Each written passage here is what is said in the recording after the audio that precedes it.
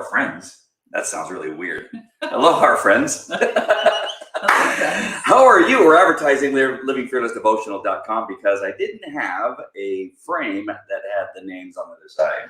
Just in case you're wondering. So then that means there's going to be no cussing. No. Okay. No, you're not agreeing to that? No, I can't say. I don't want to lie. What's worse, to lie or cuss? I do not endorse the Living Fearless Devotional being on the cussing show. But I'm just going to say, while you're here, folks, go to livingfearlessdevotional.com. That's our podcast that we do usually in the morning, and we read a devotional. Currently, we're in My Utmost for His Highest. So go ahead and go there. I'm Andy. This is Hedia. And because we don't do this show as often, and we may have a few new people watching on some of the other channels, first of all, I'll go first. I know it's women go first, but your resume is far more impressive. So I want to say the best for last. So I was a police officer for 21 years. I was in K-9. I got very involved in K-9 work. I got involved in tactics and SWAT team deployments, training police officers all over the world in tactics, especially when they involved K-9. I also was an observer in the helicopter. I was a detective in sex crimes. And then following that, I ran a company where we trained police dogs for departments all over the world. I eventually became an expert in expert testimony, testifying in court cases involving law enforcement, from federal cases to state cases, and then cases in Canada and the United States, which I currently do. And so let's just give you an idea of my background. You, Hedia, how about your background? I don't know.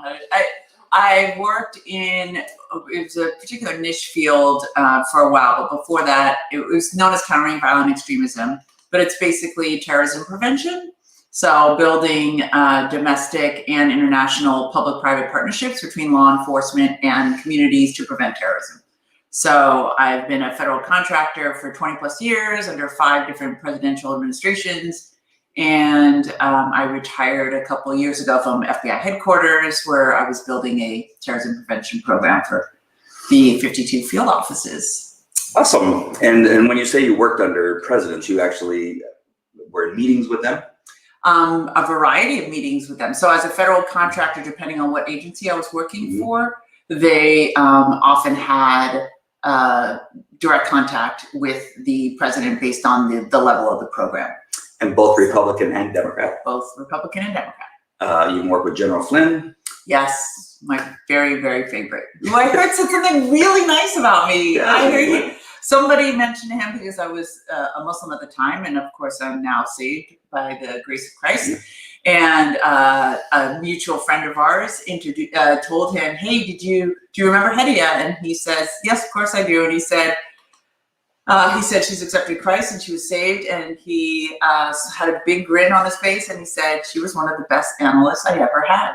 Nice. Yay! Of course. Of course. So the reason I wanted to start with all that is because we're going to talk about the worst president in our history, which so happens to be the one who's in power right now.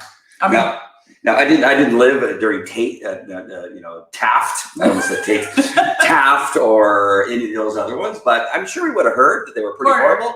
Carter was bad, but he wasn't probably as dangerous as this current president is. True. We have a lot going on right now. We have a border crisis, which they're not willing to admit is a crisis. It's a catastrophe, which in my mind is worse than a crisis. It's a catastrophe. We have still issues with teachers' unions, which have overpowered every aspect of our government, including governors and mayors, where they've been keeping children out of school, making them wear masks. I'm really wondering what's going to happen now that the CDC has lifted the mask requirement for being inside and outside completely. And so it's really going to be interesting to see how they continue to try to keep our children masked. We have I think the economy issues related to the mask and the close down, people going back to work and stimulus checks and all that. Yep. We have people that pay people to stay home. Yeah. So, and we have more jobs available than we've ever had, and nobody's taking them. And they say it can't be because we're paying them to stay home. They're denying that has anything to do with it. We have the bombings in Israel from Hamas, sending I think it's been over 1,500 bombs have been sent into Israel. And you have Elon, what's her name? Elon. What's the Elon Musk. No. What's the lady? The congresswoman. Oh, Elon Omar. I always get her name wrong. I think it's because of Elon Musk. Yeah. Omar. Once you said Elon, I was like, wait. And then Tlaib and AOC saying that the Israelis are the Israelis are the terrorists. Yes. That they're going, what the heck are you talking about? Israel's our friend, right? So we have that. We have, and then we just had a cyber attack which closed down the Colonial pipeline, which has now caused gas shortages and some gas stations completely run out of gas. We've had people fighting at gas stations, which takes you back to the Carter era. I was a kid at the time, and I remember sitting in those lines with my dad. And we had a gas station near our home, and he would park the car in the morning. He would tell me to stay in the car, and he would go home and do whatever for a little while and then come back. And the lines wouldn't move for hours. And based on, I think it was the last number in your license plate, they have even days and odd days. I remember that. If your license plate ended in an odd number. I'm so much younger than you. I don't know how. I was maybe an infant in the car seat in the back, maybe. Yeah. So those are just a few of the things. There's more, obviously. But I brought up the issue in regard to the cyber attack, which caused the pipeline to be shut down. Now, you being in counterterrorism and working in the area that you worked in, you immediately said this is the thing that you are most concerned about in your role. Can you talk a little bit more about what that is? And sure, because of course in counterterrorism we're always worried about it being an external threat, and my specialty was from Middle Eastern countries, from Muslims, Islamic terrorists.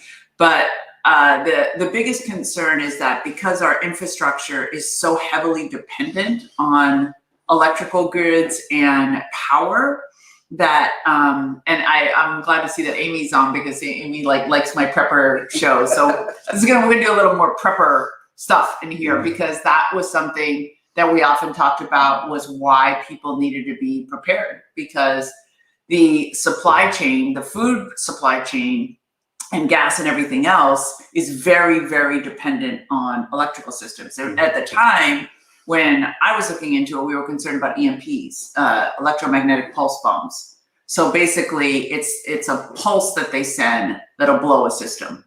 So a cyber attack is slightly different. It's basically just hacking the system so that they shut down, but it doesn't destroy the systems. An EMP would actually fry the systems. Wow. And it would be very difficult to put back in operation. But you can see when we could just simply shut down one pipeline, one very important pipeline, just shut it down, and asking for a ransom. Apparently the company paid the ransom of $5 million. Oh, did we discover who was the Russians? It's a company out of Russia, and I forgot the name. Somebody knows the name. I'm sure Carol knows the name, or Amy. But listen, it's the name of an organization. They're trying to pass themselves off as some type of Robin Hood organization, where when they get the money, they give it out to people. That's their thing. But they're based out of Russia, or they're Russians. What was the company that? What was the Anonymous? Wasn't that a similar theory? Yeah, they weren't blackmailing people, but they claimed that they were doing it on behalf of the people. Yes. But this organization but the company paid. This is the problem with a weak president. I'm going to get to more of the weak president stuff. Is that the company has to deal with this themselves, and you have a high-powered or a high dollar company that has the ability to pay $5 million. What's next, right? The Southern California Edison is essentially a private company that earns billions of dollars on our backs, right here in California, and they simply could also pay a ransom if they're attacked. And what's going to end up happening is a snowball effect, where these companies are going to say, hey, we can't wait for the president to do something. They can't make a decision. He's assigned, and this is where I'm starting to get with the administration. It's both Kamala Harris and this idiot, that they do nothing. They simply think by doing nothing that's going to solve itself. That was Obama's methodology too. Oh my gosh, you can see it at the border, right? They told her over a month ago, to go to the border, and she's yet to go to the border. That there's nothing happening, and so again, a company's going to say, hey, we can't wait 2 or 3 days for this nitwit to make a decision. We're just going to pay the ransom. On some level, I don't blame them, but it's a horrible practice to pay a ransom for anything. Well, the U.S. policy as a government is we don't negotiate with terrorists. Right. So if that policy changes, that opens the floodgates for. But a stronger, what I have a feeling Trump would have done was to call Putin because, they're best friends and they, work together. But he would have called Putin and said, hey, those people are coming out of your country, find them and do something about this right now. So there's ways of doing it without, through a strong presidency. Absolutely. Putting pressure on the country that is holding them. I just like when Syria attacked during President Trump, he blew up the airport. Right. Without warning. Yes. He's just like, that's a warning shot. So with working with these presidents, and I'm so happy that you immediately called out Obama because that's what I was going to ask you. It's this thing like, let's just not do anything. Maybe I can get away with this without having to make a decision, without having to bomb somebody. But then he keeps us in an endless war, does nothing about it either way.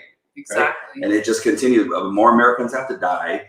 More, Pakistanis have to die because they're just so unwilling to make a decision. Because they're what happened with Trump when he said he's going to pull out the soldiers. Everybody goes crazy. He's pulling out the soldiers. Right? Everybody has their own view, but you need a strong president to say, I don't care what you're going to say. This is the right thing to do. Bring our troops home, and I'm going to do it.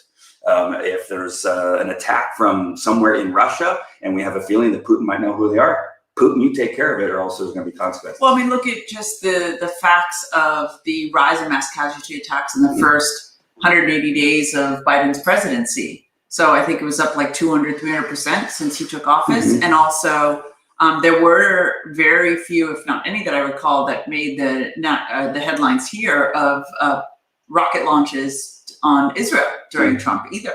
Yep. So a strong presidency deters terrorism. You were amazing. You said you could read my mind, because that was the next place I was going to go. I said we can very clearly see what Hamas is doing, because what's Biden going to do? Nothing. Right? Biden wants to give Iran $90 billion. Who's funding Hamas? Iran, sorry. She's been trying to teach me how to say Iran forever. But you're going to give $90 billion to the country who's paying for Hamas to bomb Israel, and Biden's going, Well, because in actuality, the reality is, and I'm going to take this back to a God-centered country, because when you are founded on your biblical values, I don't care about the man, I care about the principles. So the principles are, we protect Israel because they are God's chosen people, and we as Bible-based people protect and honor the Jews and the Israelis and the land of Israel. But when you're under a godless administration, that has no value. So you don't mind if Iran takes the money and gives it to Hamas and bombs the Israelis. Good riddance as far as they're concerned. That was Obama's policy too. Really? Yeah, absolutely. What was that that you and Obama were in a meeting together and somebody brought up?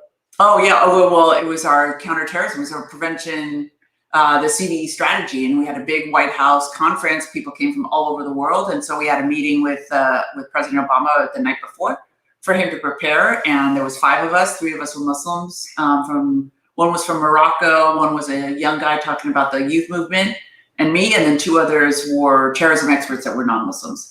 And we basically laid out why the threat was so severe and why it was so important for him to act. And he said, after us talking for about 45, 50 minutes, slumped in his chair, looks over at us and says, well, you know what? I just don't get religion.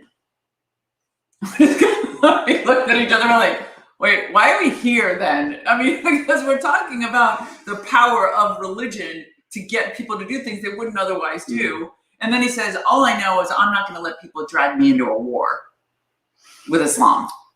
And so it was just like, okay, well, this is moot. What is the point of having this discussion at all? Because if you're going to start the discussion with this is a war against Islam, you already got the narrative wrong. Right. And that's the important thing. And I, to understand about a president has some intelligence. We had a president who was a businessman, understood business, ran the country like a business, which was the way that it should be run to begin with. Understanding that government cannot run anything, whether it's our healthcare system, whether it's our schools, obviously, right? And so he understood that. But also understanding religion is so important. As a police officer, to take us back to a police officer level, is that was one of the things we've talked about before, where we were trained to understand the different religions? How do you deal with Cultural. somebody showing the bottom of your shoe to a Muslim? Is that correct? Mhm. Again, is offensive. Extremely offensive. Right. Shaking the hand of the woman in the house before the man is offensive. Like, we were taught all kinds of things, whether the Hispanic home, about religion, about understanding the different things that we need to know when going into a different culture. I mean, in So a Muslim house, you shouldn't even shake the hand of a woman. Right. Yeah. Or even, sometimes they didn't acknowledge them. Yeah. Right. And then that sometimes you would do just to upset people sometimes. As you would My friend Jim, you know Jim, he Yeah. loved doing that. That was his favorite. Because he would see the temperament of a person by getting a rise out of them. Right. And so you have to know both. And so when we look at the level of a global aspect of being a president, you have to understand religion. Maybe you don't get it. I don't know, but you have to understand it. What's happening in the Middle East? That's getting it's it. all You don't about have to like it. right. It's all about religion. It's all about religion. It's Everything in the Middle East is about religion. This country is supposed to be about religion. The pilgrims came for religion. Oh, you had that idiot. Oh my gosh, he's just as bad. He's almost as dangerous as Biden. Yeah. Biden's just he's brainless. Yeah, He's just that's brainless. the He was serious dumb to begin with. I mean, he cheated his way through school, through university. He plagiarized even as a student, is the word on the streets. He plagiarized as when he was running for president, got caught. He's a flat ass liar. Has always been a liar, and he's never voted for on the right thing for the right reason for anything. He's always been on the wrong side of every vote in the Senate. And here he is as our president. So as we're talking about Israel. And we have these Congress people. I don't know how we got these people into our Congress and into our Senate. Some of the dumbest people on the planet, and some of the most dangerous people again on our planet. So we have a dangerous president with some dangerous Congress people, right? Saying in control of the Congress. Right. And then if we were just look at what's happening there on the Gaza Strip and Israel, is that you have Hamas and Hezbollah, right? They're not necessarily working together, but they do have the same desire to destroy Israel. Absolutely. I mean, that's the commonality they have. They're just at different ends of Israel. Right. So they're sending thousands of bombs into Israel, and they have to because they're trying to get past their iron dome, is what they call it, the Iron Dome. So they're trying to get a couple through. So they're sending thousands, and they don't care where they land. Right? They just we're going to send them all these different directions, and hopefully they're going to cross up this Iron Dome that's supposed to be protected, which actually works pretty good. They get like 90-some-odd% of the bombs up in the missiles up in the sky. And so it's an indiscriminate way of trying to kill people in Israel. They don't care who they kill. They're not even going after military. Right. It's strategic to instill fear. Right. On the other side, Israel is both intercepting the missiles, but when they do attack inside Palestine, right? What they have is something called, I wrote it down, door knockers. Jack Hibbs talked about it last night, and I saw something else today that Amy actually sent me where they talked about it again with Amir Servati. And they're called door knockers. And so because Hamas, for instance, is shooting missiles out of, say, an apartment complex or out of the middle of a hospital, that's where they're sending them out. Yes. Right? So now, Israel's going, we can't just bomb the hospital because there's civilians in them. There's children. They're even doing it out of schools. And so that what Israel, this is amazing. This is you have the Iron Dome, which is fantastic. Obviously, it's intercepting the missiles, but they have something called door knockers, and it's a bomb, a little tiny bomb that doesn't hurt anybody. It's kind of like a flashbang, and they send it over that building that they're going to bomb, and they go, and they knock a bomb like 15 minutes after that knock. They know that the bomb is coming to destroy the building. And so the knock warns the people inside to evacuate and get out.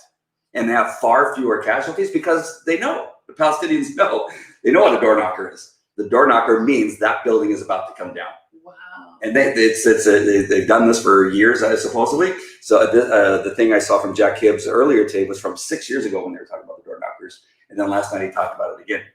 So this is the difference between Israel and the Palestinians and Hamas and Hezbollah, is that they don't care. They are a terrorist organization. They are trying to terrorize a country. That's the thing. It's what's the end goal. Right. And you have Israel, a country that does care about life, who's only about destroying the locations where they're sending out bombs.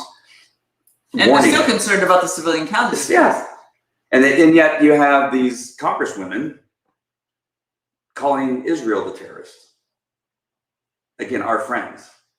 And during a period of time for the last 4 years, as Carol brought up, is for the last 4 years we've had peace in the Middle East. They may not like each other. They may hate each other. They may want to kill each other. Historic peace. Yes. The peace between the UAE and Israel is historic. Yeah. It's the first time in history. And between the Saudis is... And yet all they're talking about right now over on CNN and DNC is about Liz Cheney and how much the crisis of the Republican Party. So the Republican Party is in crisis, but the border is not. The Republican Party is in crisis, but there's no crisis in the Middle East. No, none that's worth talking about. No. The gas stations, we really don't care about that either. But Liz Cheney, she is amazing. The Democrats love Liz Cheney now. They loved it. They loved her father. I think it's a distraction, Carol. That's exactly what I was going to say, is that I think it's so important for us to keep an eye on alternative social media. So Andy's so much better at this than I am, because he just can't stand watching media reports. But there was one show that you were watching, and I can't remember what report it was, one of the podcasts that you watched, and they were showing clip after clip of what's happening in Canada with the persecution of what I'm just going to call the right. I was going to call it the white, which synonymously could be the same. I called it in America. I called it the assault on white America. Yeah. But in Canada, it's basically anybody who opposes the radical left policies, and it's alarming. So it's not just the one pastor. There's 3 pastors or 5 pastors that are now subject to imprisonment or are in prison. And that's for not closing their doors.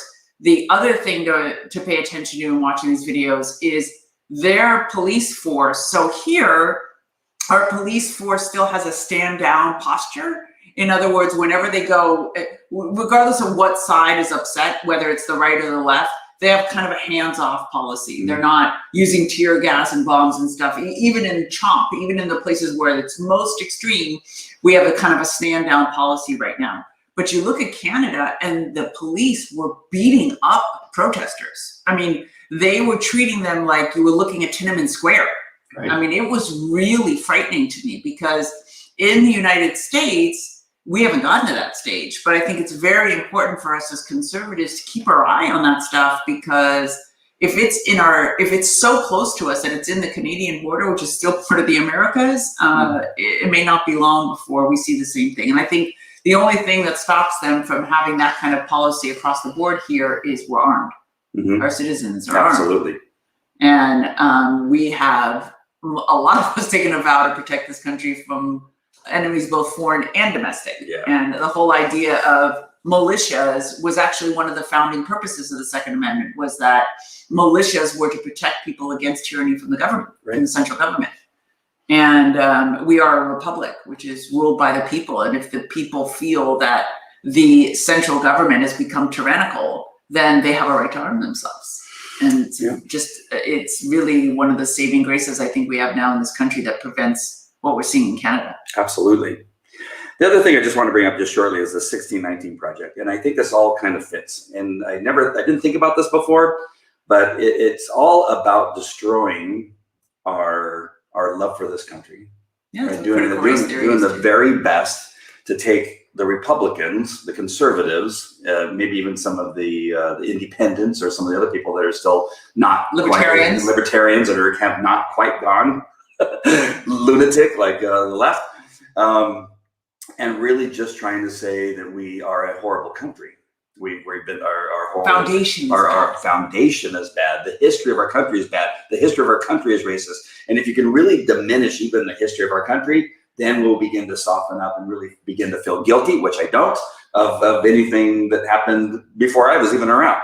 Our country is not a systemic racist country. It is one of the most open countries to all faiths and all walks of life than any other country. You and I have traveled other countries, and there's no country like ours. Absolutely. Other places are dangerous. Absolutely. Absolutely dangerous to people that aren't the same color, aren't the same religion. And so this all fits in. It really just kind of hit me today. Now, again, I think that I've kind of known this on some level, but today it really, if they can destroy even our history, destroy us as white people. Disneyland's was even trying to teach white, that white supremacists.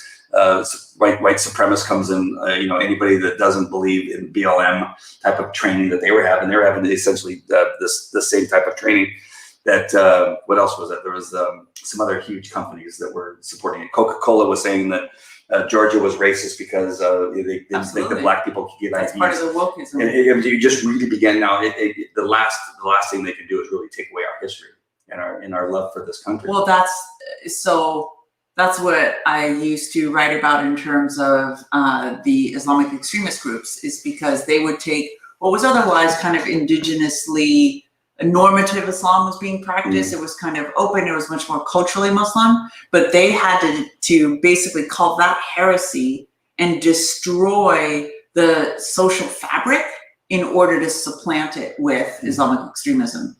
And so that same methodology, it's a communist Marxist methodology, we see being applied here. So the whole point of critical race theory and what is now the ethnic studies curriculum is that our foundation is bad. It's oppressive. It's basically power structures that need to be dismantled. Yep. And folks, the power structure they're saying needs to be dismantled is God's power structure. Right.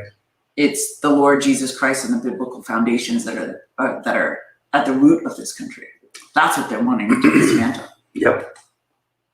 Scarcely over was Port-au-Prince, Haiti. Haiti is a nasty, dirty place. I mean, even like countries like Egypt that otherwise were safe countries are no longer safe places. And my niece was planning to go visit, and I was like, listen, you can't walk around in those little tube tops of yours on the streets of Egypt. Either you're going to get raped or killed. You know what I mean? Yeah. So other countries, when you are not the race, the race of that country, could be a very dangerous place. Right. And Christians are still getting murdered and, tortured. Absolutely. In these other countries. So the solution always, and again, will be to not always necessarily think so big. I mean, it's important to, to vote in the big elections, but really honing in on what's happening in your own community. And be prepared. Yeah, be prepared. Be prepared. I was telling Andy the other day, like people say all the time, especially now in Christian circles, is people like, well, you have to trust in God. You, of course, have to trust in God, but you have a choice of living out a dangerous time eating tree bark or in NMRE, or freeze-dried scrambled eggs. So it's basically having to really, really struggle during a time, or just if you have the resources to just plan ahead in case disaster strikes, having a generator, having a good source of clean water, having a food supply to last at least a week. But it's these basic things that could make life a little bit easier when times are tough. Yeah, I was actually thinking about the other day when I was filling up my water bottles. I was thinking, I gotta get more of these water bottles. Yes, well, that's what those sparklets are in the garage. Oh yeah. All right. Yeah, just collect sparklets bottles unopened. Oh, and then you got to change them out every couple of years. But that's why I have a Sparklets water dispenser and the bottles. Saw that. So I don't use the dispenser. It's just for emergencies. And then we could just buy more and more. Now that it's not just me and Sarah, we're going to need a little more Sparklets. I know. Yeah. The six of us. Or seven total. What's another good preppy move? Is there a website that you recommend? Have you gone through any websites lately? I know I should have asked this before. Yeah, I should consider some. And Dr. Kaczynski's asking what we're talking about. Talking about the worst president in our history. It's most dangerous president in history. And right now I'm talking about being prepared in case disaster strikes. And simple disasters. So in other words, like if you look at what's happening on the East Coast, whether it's pipelines shutting down, I lived through the electrical storm in DC and we had no power for 4 days. And so after the first day, gas is gone. After the second day, food is gone. So always having emergency food supplies, even if it means keeping your refrigerator and your freezer stocked, so at least you can make it a couple of days. I personally maintain freeze-dried, long-term, 25-year food supplies, because I found that a lot of people have this philosophy, I'll keep a bunch of nuts and beans, but they expire in a year. And then you're never going to go through that many beans and peanuts. People say, like, oh, I'll cycle through it. You never eat that much. What about stuff in cans? That's what I'm saying, is most people buy like cans, but that stuff expires. If you read the labels, it expires in 18 months. Really? Yeah. Wow. When I was a kid, I thought cans lasted forever. No, they don't. They last 18 months. So my food supplies, my emergency food supplies last 25 years. Oh, wow. So you buy it and forget about it. What about tuna in the envelopes? No? 1 year. Orale. Man, I'm so glad I met you. I would have poisoned myself with metal poisoning or whatever you get from it. And you open it, it's rancid. You can tell that it's rancid. It's also important, I mean, especially in law enforcement, we used to always worry about having a go bag. And I personally, and I don't know if it's just my life or what God was trying to teach me, but I literally used my go bag 4 times.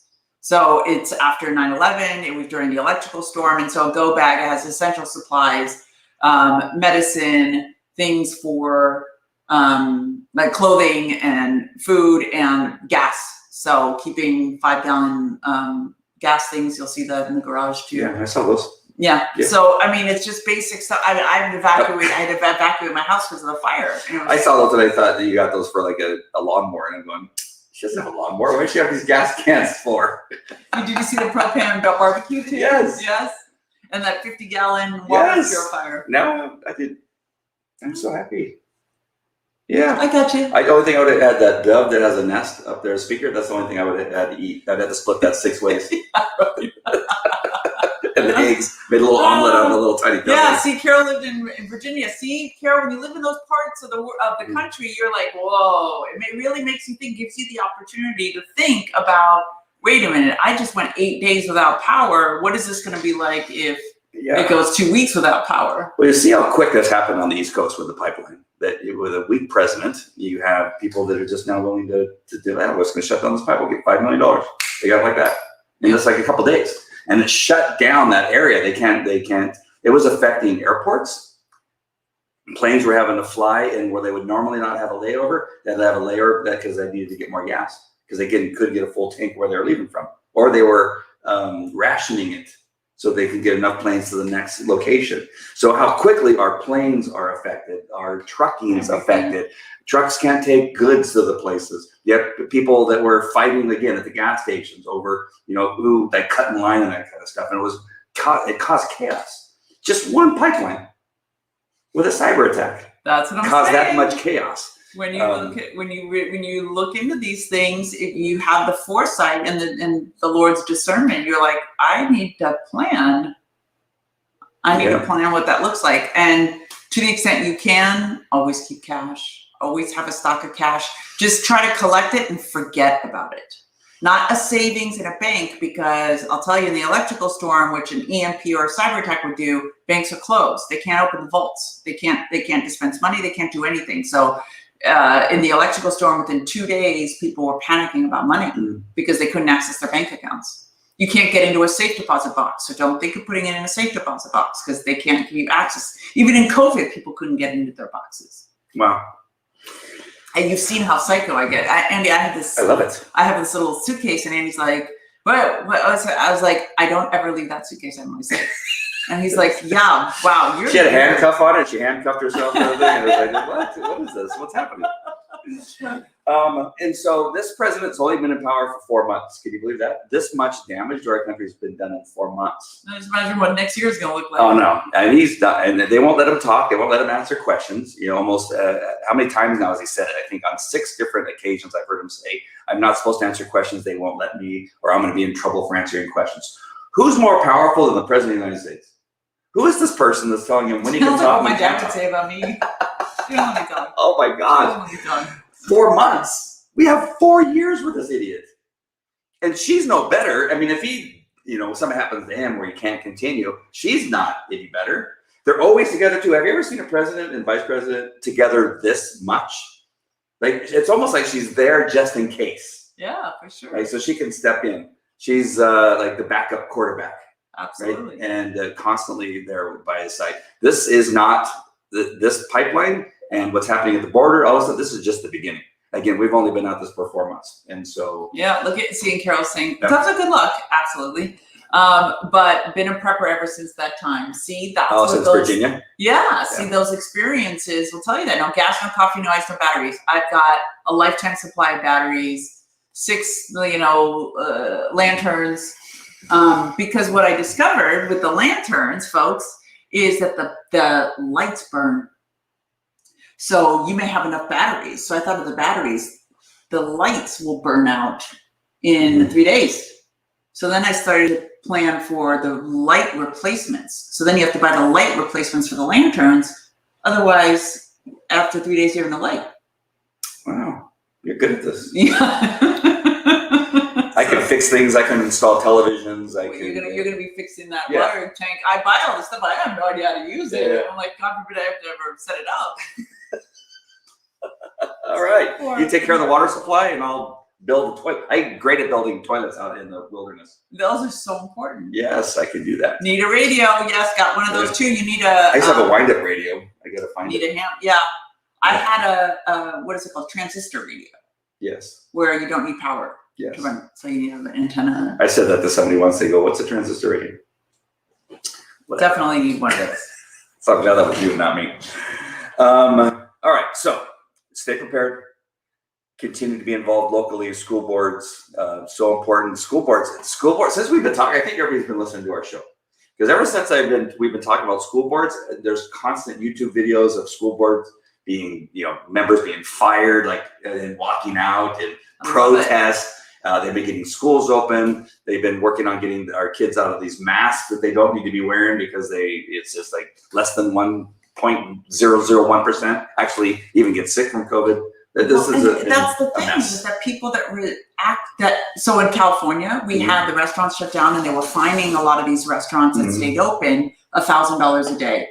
Where the county I was in, Ventura County, they got thousands of people to sign up affidavits, basically suing the county government for unfair practices. And so as soon as they served all 5,000 of these affidavits, they dropped the fines against the restaurants. Nice. So our system is built based on power to the people, but we just don't use the power. Yeah, the Democrats yell and scream and act like little bitches, and then we sit back and do nothing. Yeah, they're little bitches.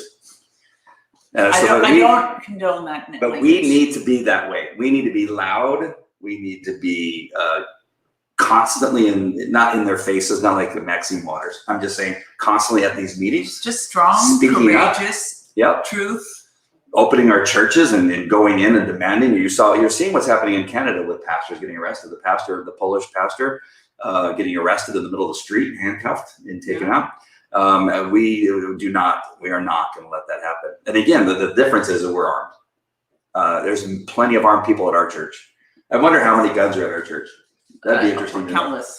I actually think I would worry more about friendly fire in our church. Like if I saw some weird guy coming up, I'd go under my chair. Yeah, you got it. Because I'd be like, I'm gonna get hit by the dude behind me who just can't see well but still is armed.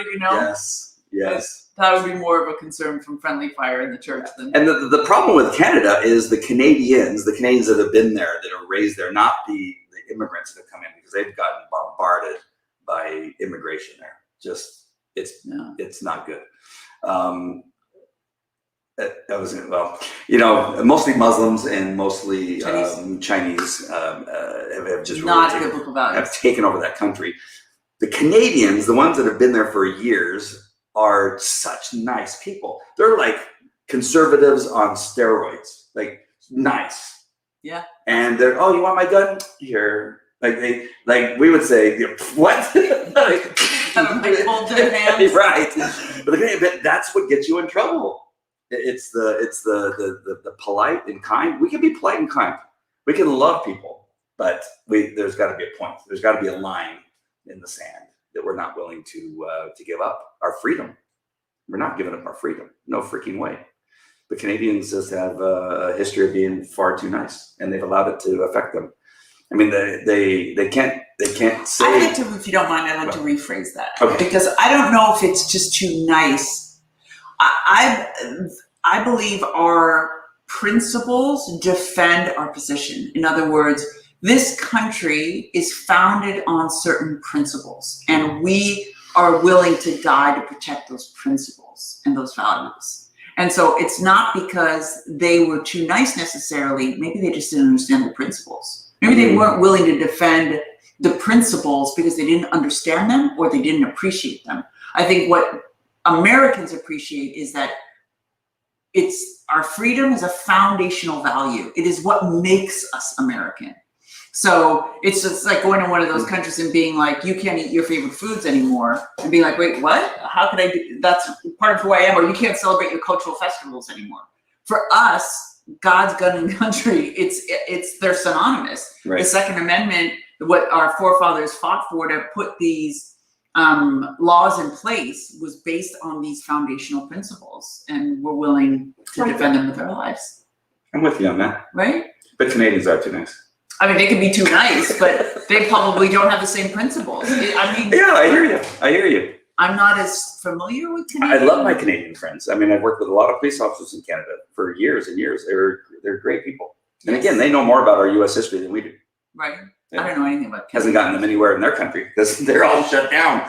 I mean, it's just crazy what's happening there. I mean, they even shut down their internet. You think it's bad here with Facebook, YouTube, and Twitter? That's even worse in Canada. Wow. And a few of them will pop on here and there, but they say it's bad. It's really bad. Even the ones that are speaking out. I want to say hi to the doctor. Where y'all from? We're from California. Yes. SoCal. California, yay. Yeah, too nice. Are you from Canada? He's on Twitch, by the way. That's why you guys can't see his comments in Facebook if you're on Facebook. All right, so get involved locally. Be strong in your faith. Be strong in what you expect from our government. And really, our government just needs to do the basics and not be involved in so much of the crap that they're involved in. They want control. Desperately, they want control, and they're willing to. What's scariest now is they want control so they can change it. Yes, which is power and worse. control. So it's like if you wanted to be in control and we shared the same values, great. But you want to destroy what I cherish. And I mean, the way they just joke about the pipeline being shut down. Oh, well, if you had electric cars, it wouldn't be a big deal. That's what she said. And Biden goes, well, they paid the what he said. They asked him a question.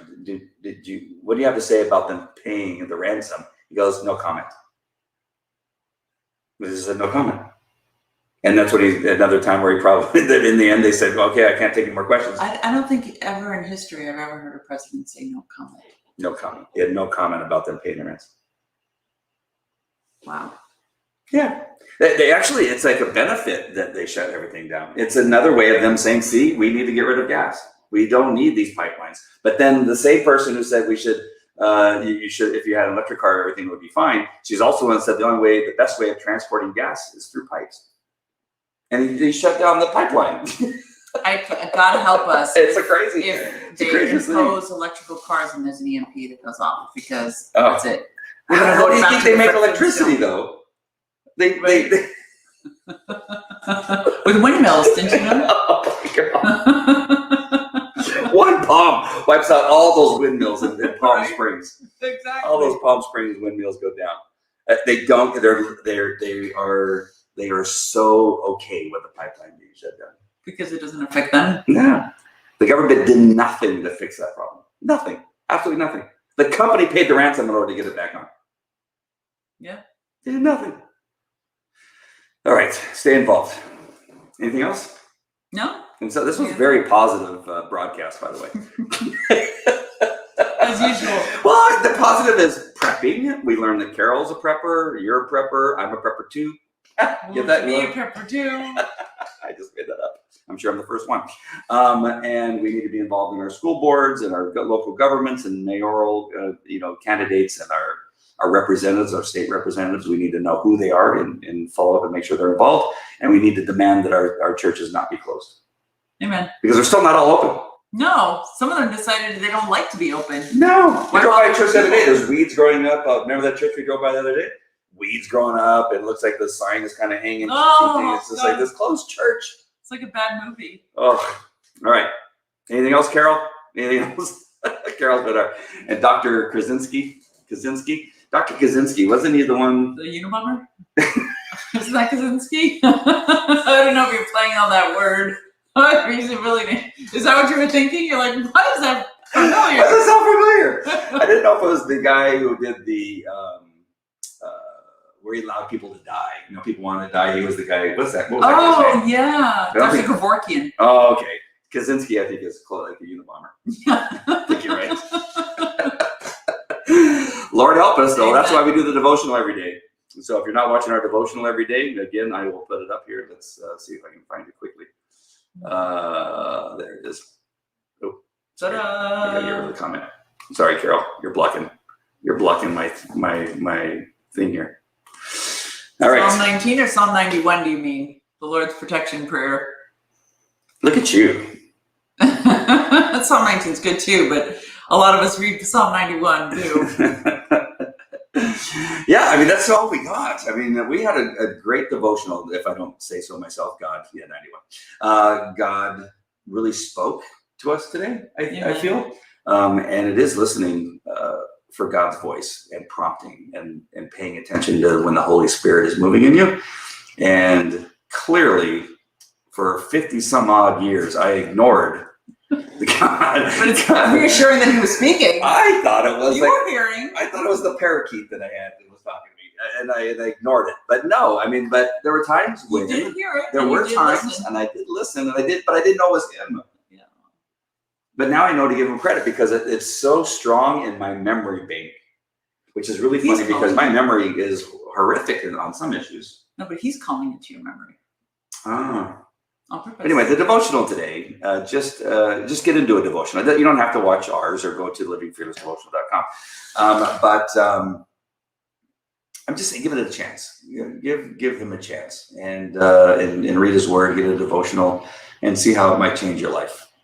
It's definitely what we need moving forward to stay strong and to not be fearful. The last point I want to make is that what they are banking on, including the nitwit that's in the White House, is that the fearful people will be just that and will give in and look for the government to save them, to save their house, to save their family, to save their medical needs. That they're looking for the government to do that. That is really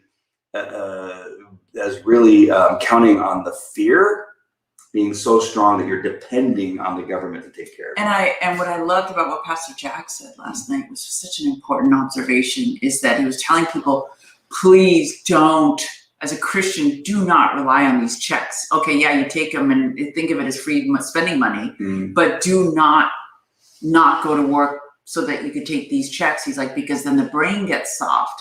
And it's like, and it'll eventually eat away at your discipline, your fortitude, your character, until the point where the enemy grabs hold of you and then you're entirely a ward of the state. Yep. And that's what our welfare system is that making generation after generation of lower income families dependent on that check, so that they're never able to break the cycle of poverty. And that's exactly what the government's trying to do with the middle class here in this country by just constantly giving out free money, basically to keep the citizenry complacent.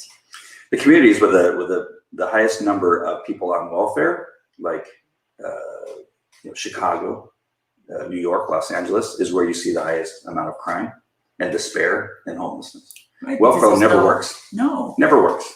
Because there's no incentive, and then it just creates this inner depression for this lack of. Look at Baltimore. I mean, all these places have really high levels of people on welfare, and it just simply has never worked. It takes your soul out of you, your desire to be more. Because you just look at the most exercise you get is walking out to the mailbox looking for that EBT card or the welfare check. Yeah, that's it. That's tragic. All you get. It's horrible. And there's some of the people that are most overweight too, quite often, because they're eating crappy food that they can afford, Pop-Tarts and. Right, and also the food supply. It was horrific that I was running a social service program in Maryland, and the free food that they give the children was sugar bars, like, those fruit bars, but they're basically entirely sugar and corn syrup and Cheetos, and really, really unhealthy food, which was also a tragedy because then it leads to obesity and heart conditions, which makes it even harder for them to have jobs. It's tragic. Amy was just saying Ontario, Canada just imposed another COVID lockdown until June. Yeah, see, that's what the thing about this COVID doesn't make sense, is that some country, we lift a mask mandate, and then yet some people say another lockdown is coming. There's no rhyme or reason to what the government's instructions to us. Right. So manipulative. When you look at it, it's so arbitrary and manipulative. Carol saying just look out for the power outages. They're next. Oh, I've lived in countries all over the world where rolling power outages and rolling blackouts were. You live in California where we have rolling blackouts. Yeah, absolutely. Because of the idiot that's, that was the other thing. I don't know. I said one last thing probably about 45 minutes ago. But here we have this governor that somebody's giving them praise because we have like a $75 million, $1 billion surplus. What do you think when you have the highest tax state, right? Locking down industry, we don't have, all of our roads are just horrible roads. Like they're half constructed half the time. There's nothing going on. And what do you think when you're that highly taxed and you have nobody, everybody's leaving, right? Lost the Congress. Yeah. Like, what? I just laid out all the expenses of, I forget what my tax bill was, something like $12,000. My property tax was like $9,000 for my property tax for last year. We got 8.5 tax, sales tax. My truck registration was $900. What else? Well, it's no wonder we have a surplus of 75. They're not doing anything for us. Right. Exactly. And people go, oh, look, we have a surplus. He's a great governor. No, he's not. Why do we have rolling blackouts? Why do we have forest fires? Forest fires that are just out of control because they won't clear the forest. Other countries don't have these forest fires. They clear their forests. Right? He's not spending money on clearing the forest. Which is just a bunch of goats, right? Yeah, it could be a bunch of goats. It could be just some big earth movers that move some of the stuff around so that it's not catching on fire and causing out of control fires. I mean, it's just really ridiculous stuff that's coming out of our government, the state government and our federal government. But anyway, so be prepared. I know this wasn't a very happy one, but it's just, you got to wake up. You guys got to get vocal. And the only thing I say to people that are still not saying stuff because they're afraid they're going to get fired, they're afraid that they'll lose a family member that will hate their guts. It's too bad because we're going to lose more than that if you don't wake up and speak up and start speaking out against this government that we have. Horrific people. All right. Anything else? On that note, we love you. Stay well. Stay happy. Stay happy. Find the little joys in life. Yes. All right. That is all, I think, unless you have anything else. No. Oh, what's happening here? What's popping up? These little things pop up every so often. Yeah. All right, we love you guys. Thanks for watching. Those of you on Twitch, Dr. Kaczynski, thanks for watching on Twitch. There's another Kaczynski, but I think it is just the Unabomber. Isn't what's the actor's name that played in The Office? He was also in was that his name? Kaczynski? I don't think so. No, whatever. All right, my friends, we love you. God bless. Have a great evening. God bless America. God bless America. Take care. Bye.